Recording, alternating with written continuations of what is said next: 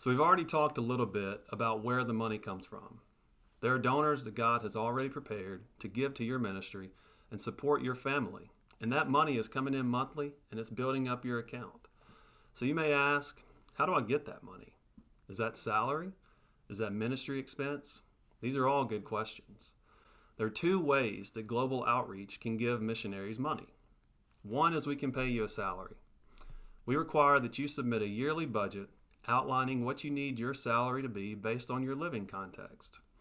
Your salary includes any cost that you or you and your family need to live, as well as any other personal cost. You will receive your salary deposited in your account each month on the 28th of the month. If you or your family's needs change throughout the year, there's the option to change your salary budget one time per year. The next way is through ministry funds.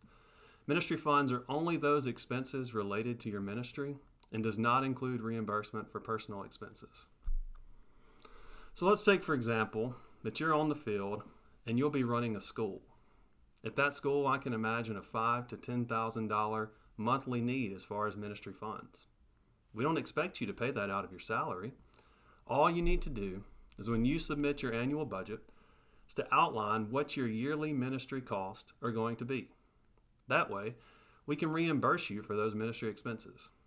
Not only do we need a budget for those ministry costs, but we also need receipts for you to justify those expenses.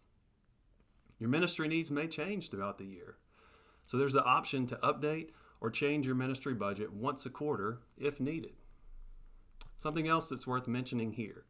You may be thinking, if I need $10,000 to run a school, I don't have that ministry money on hand. What do I do?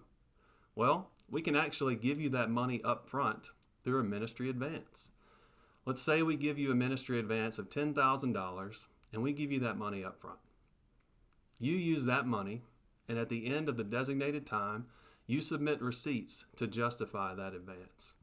We can give you up to 2 advances at a time before we expect you to turn in all the receipts in an expense report.